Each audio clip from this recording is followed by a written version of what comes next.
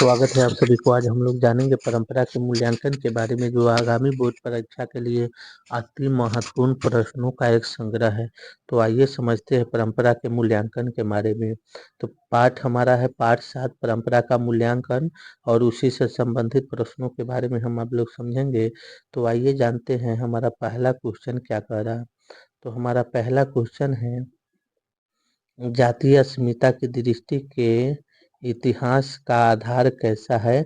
2018 board exam में पूछा गया यह क्वेश्चन है कि क्या विच्छिन्न है या अविच्छिन्न है, या विच्छिन्न और अविच्छिन्न दोनों है, या हमारा ऑप्शन है चौथा डी ऑप्शन में है इनमें से कोई नहीं। तो हमारा सही आंसर हो जाएगा अविच्छिन्न। हमारा सही आंसर होगा ऑप्शन नंबर बी, अविच्छिन्न। तो हमारा आंसर हो जाएगा ऑप्शन नंबर बी।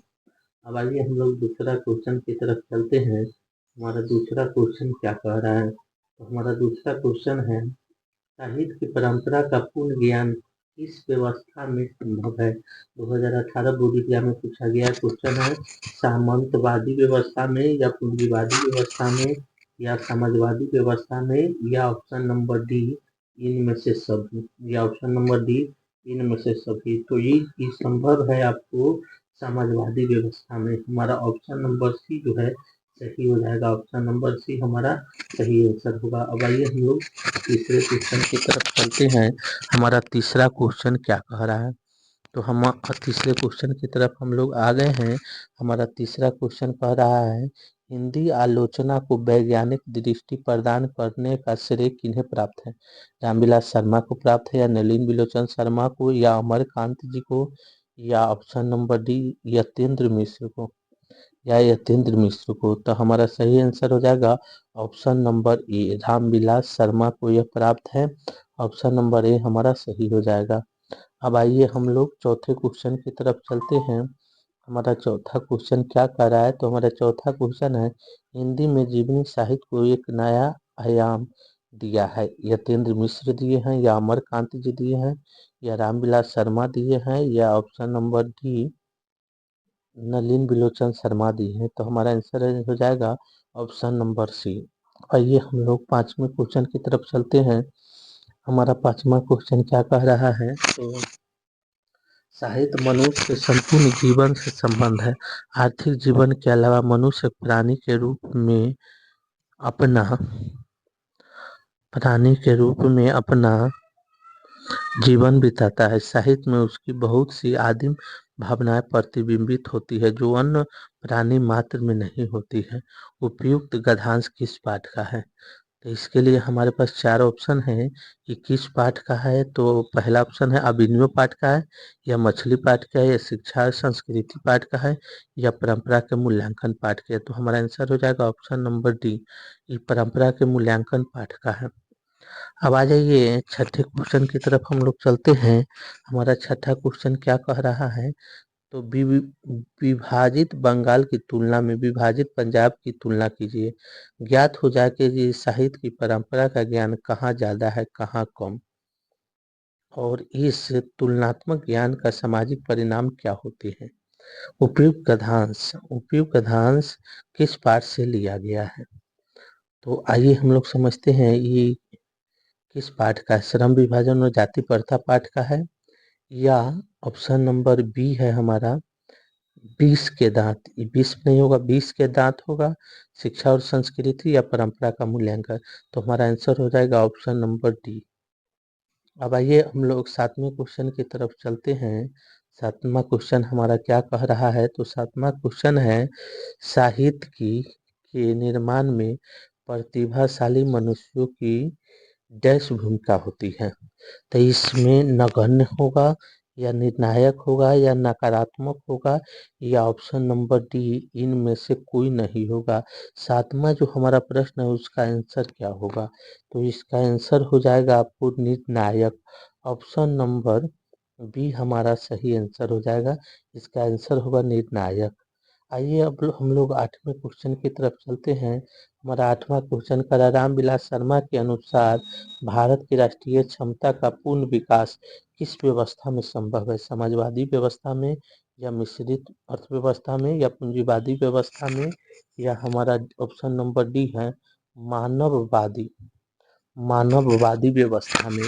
तो इन चारों ऑप्शन में से हमारा आंसर हो जाएगा समाजवादी व्यवस्था में। ऑप्शन नंबर ए हमारा सही हो जाएगा, समाजवादी व्यवस्था। ऑप्शन नंबर ए सही हो जाएगा। अब आइए हम लोग नौवें क्वेश्चन में चलते हैं। नौवां क्वेश्चन हमारा क्या कह रहा है? तो नौवां क्वेश्चन हमारा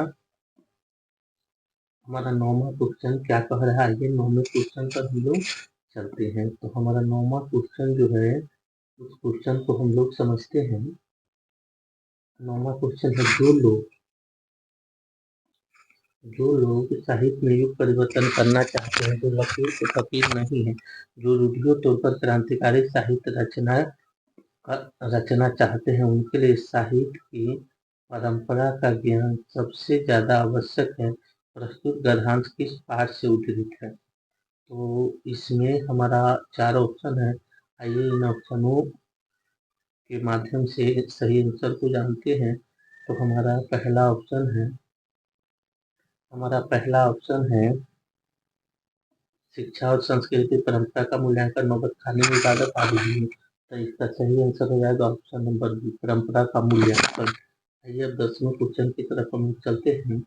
और हमारा 10वां क्वेश्चन है परंपरा का ज्ञान किनके लिए आवश्यक है? तो ऑप्शन नंबर ए है जो लकीर के फकीर है, जो उपयोगी साहित्य की रचना न करे। ऑप्शन नंबर सी है जो जो लकीर के फकीर न होकर क्रांतिकारी साहित्य की रचना करे, जो उपयोगी साहित्य की रचना न करे। तो हमारा आंसर हो जाएगा ऑप्शन नंबर सी, हमारा सही आंसर हो जाएगा। अब आइए हम लोग अगले क्वेश्चन की तरफ चलते हैं, 11वें क्वेश्चन की तरफ। और हमारा 11वां क्वेश्चन कह रहा है जारशाही कहाँ थी? रूस में थी, जापान में थी, फ्रांस में थी या चीन में थी? तो जारशाही व्यवस्था कहाँ थी? तो ई ऑप्शन नंबर ए हो जाएगा, जारशाही व्यवस्था आपको रूस में थी, जारशाही व्यवस्था। अब आइए हम लोग 12वें क्वेश्चन की तरफ चलते हैं। हमारा 12वां क्वेश्चन क्या कह रहा है? तो 12वां क्वेश्चन हम लोग समझेंगे। जो 12वां क्वेश्चन हमारा है, निराला की साहित्य साधना के रचनाकार है। सुभाष सहाय है, अजय जी है, जायसी है या रामविलास शर्मा है? तो हमारा आंसर हो जाएगा option number D, Ramvilas Sharma हमारा सही आंसर हो जाएगा। अब आइए हम लोग 13वें क्वेश्चन की तरफ चलते हैं। हमारा 13वां क्वेश्चन क्या कह रहा है? तो 13वां है साहित्य मनुष्य के संपूर्ण जीवन से संबंध है। यह पंक्ति किस पाठ से उद्धृत है? परंपरा के मूल्यांकन का है या नागरिक नीति का है या नाखून के बचते हैं या बहादुर पाठ का है? तो इसका सही आंसर हो जाएगा परंपरा का मूल्यांकन। ऑप्शन नंबर ए हमारा सही हो जाएगा। अब आइए हम लोग 14वें क्वेश्चन की तरफ चलते हैं। और 14वां क्वेश्चन हमारा है रामविलास शर्मा के लोग हिटलर विरोधी संघर्ष को क्या कहते हैं? ये महान राष्ट्रीय संग्राम कहते हैं या सामाजिक संग्राम कहते हैं या राजनीतिक संग्राम कहते हैं या धार्मिक संग्राम कहते हैं? तो इसमें हमारा सही आंसर हो जाएगा, इसमें जो है स्वाधीनता संग्राम इसको कहा जाता है, जो ऑप्शन में नहीं है। तो हम लोग ऑप्शन में भी लिख देंगे स्वाधीनता संग्राम और उसी को सही कर देंगे। तो आप लोग स्वाधीनता संग्राम लिख के इसको सही करेंगे। अब आइए 15वें क्वेश्चन की तरफ हम लोग चलते हैं। और 15वां क्वेश्चन है हमारा किस व्यवस्था के कायम होने पर जातीय अस्मिता खंडित नहीं होती वरन और पुष्ट होती है? तो हमारा आंसर है साम्राज्यवादी व्यवस्था, पूंजीवादी व्यवस्था, मिश्रित व्यवस्था और राजनीतिक व्यवस्था। तो इसमें हमारा सही आंसर हो जाएगा समाजवादी व्यवस्था। ये जो समाजवादी व्यवस्था ऑप्शन नंबर ए सही हो जाएगा। हम लोग इसको समाजवादी व्यवस्था कर लेंगे।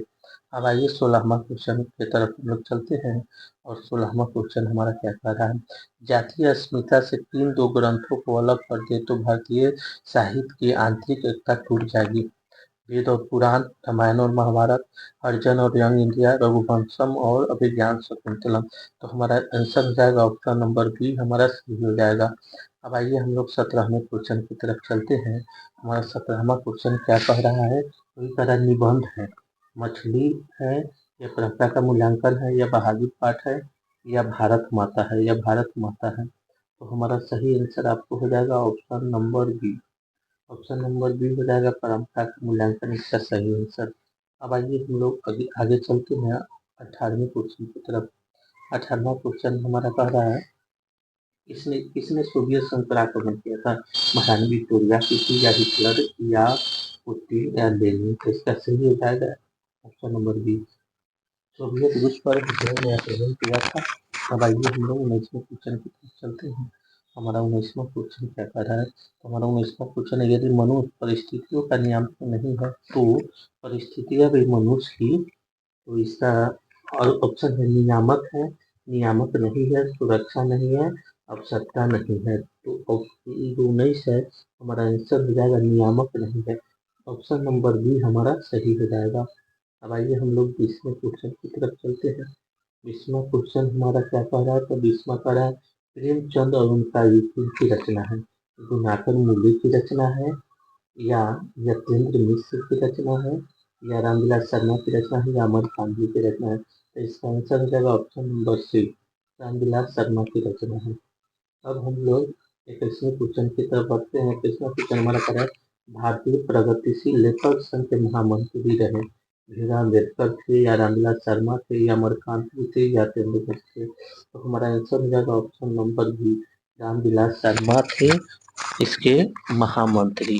अब हम लोग 22वें क्वेश्चन की तरफ चलेंगे।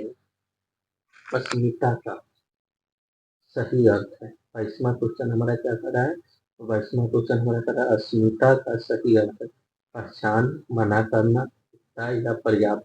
तो इसका सही आंसर हो जाएगा पहचान, ऑप्शन नंबर ए हमारा सही हो जाएगा। अब आइए हम लोग अगले क्वेश्चन की तरफ चलते हैं। हमारा अगला क्वेश्चन क्या कह रहा है? तो लेखक रामविलास शर्मा के गाँव का क्या नाम था? तो पहला है ऊंच गाँव सानी, दूसरा है आपको, दूसरा उच्च गाँव सानी, तीसरा भी है उच्च गाँव सानी। तो ये हम लोग ऑप्शन को देखकर इसको सही करेंगे।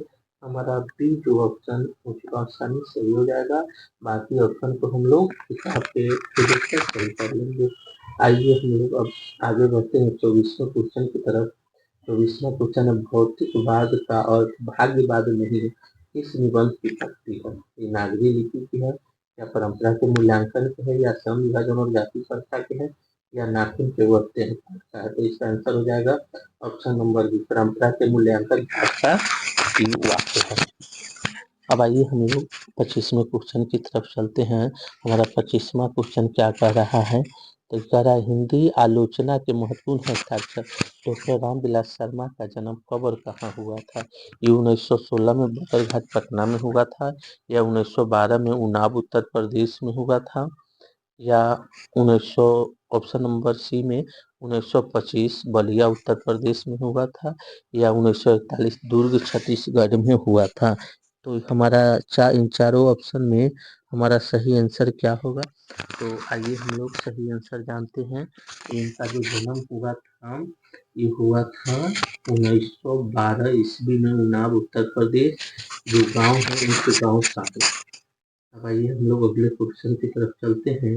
हमारा 26वां क्वेश्चन क्या कह रहा है? तो कह रहा है, परंपरा का मूल्यांकन पद की विद्या कौन सी है? कि कहानी है, कि निबंध है, कि नाटक है, कि जीवनी है? तो हमारा आंसर हो जाएगा ऑप्शन नंबर बी, परंपरा का मूल्यांकन जो है एक प्रसिद्ध निबंध है। अब आइए हम लोग अगले क्वेश्चन की तरफ चलते हैं। हमारा अगला 27वां क्वेश्चन क्या कह रहा है?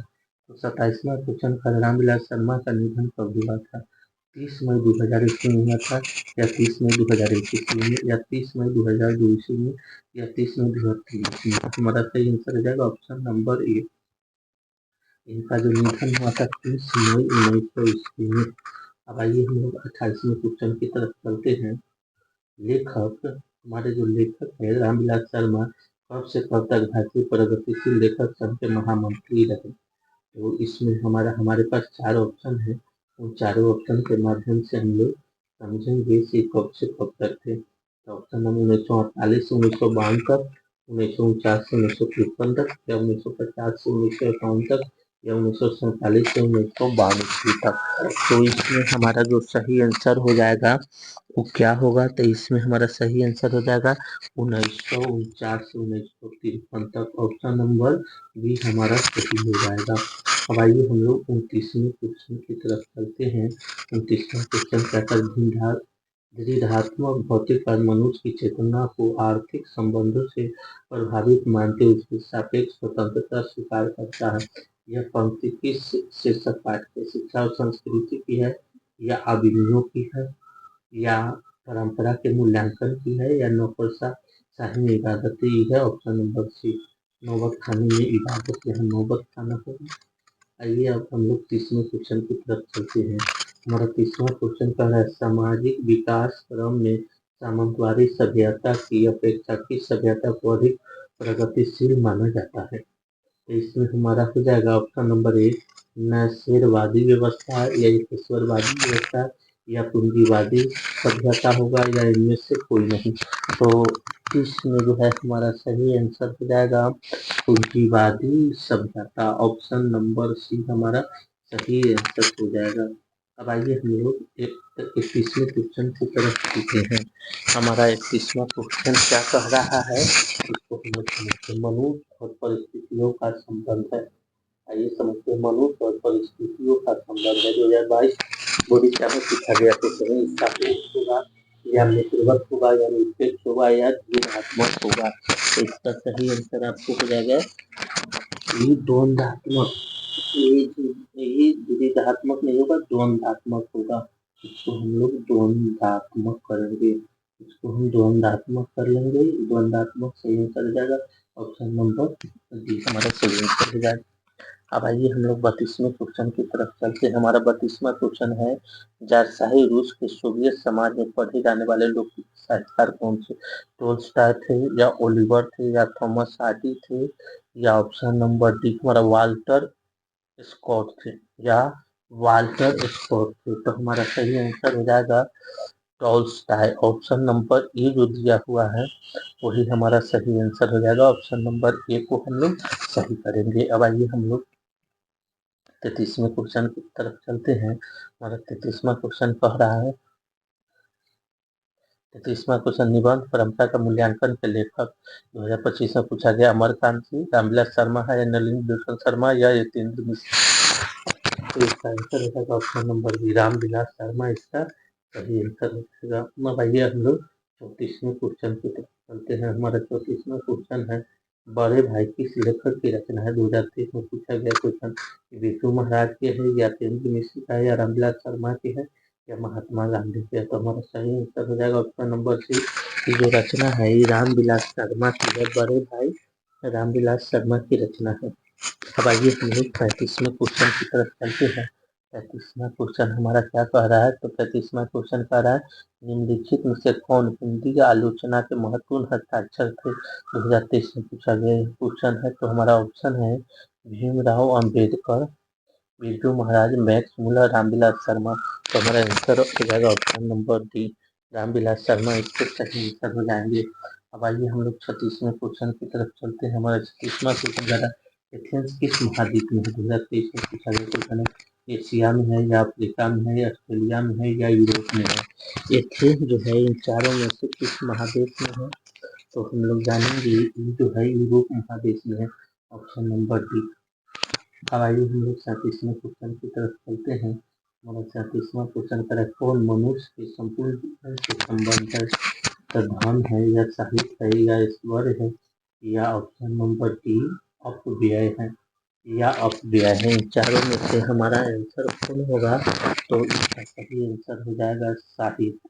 ऑप्शन नंबर बी हमारा सही हो जाएगा साहित्य इसका सही आंसर होगा। अब आइए हम लोग 38वें क्वेश्चन की तरफ चलते हैं। हमारा 38वां क्वेश्चन क्या कह रहा है? तो कह रहा है, लैटिन कवि वर्जिल पर किसने एक बड़ी अच्छी कविता लिखी है? अंग्रेज कवि टेनिसन, हिंदी कवि प्रेमचंद, गुरु नानक देव, या रेना मारिया के सभी चारों में से किसने लिखा है? तो इसका सही आंसर हो जाएगा ऑप्शन नंबर ए, अंग्रेज कवि टेनिसन। ऑप्शन नंबर ए हमारा सही हो जाएगा। अब आइए हम लोग 39वें क्वेश्चन की तरफ चलते हैं। 39वें क्वेश्चन की यथेष्ट शब्द का अर्थ क्या है? 2024 में पूछा गया ही अधिकार है, कि पर्याप्त है, कि विकास है, कि निराशा है? तो इसमें हमारा सही आंसर हो जाएगा पर्याप्त। ऑप्शन नंबर बी हमारा सही हो जाएगा।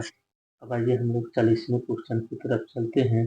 हमारा 40वां क्वेश्चन था, रामविलास शर्मा को उनकी किस कृति के लिए साहित्य अकादमी पुरस्कार दिया गया? 2024 में पूछा गया क्वेश्चन है। तो हमारा आंसर क्या होगा? तो आइए समझते हैं। प्रेमचंद और उनका युग, भाषा और समाज, निराला की साहित्य संज्ञा या शामची। तो हमारा आंसर हो जाएगा ऑप्शन नंबर सी। अब आइए हम लोग 41वें क्वेश्चन की तरफ चलते हैं।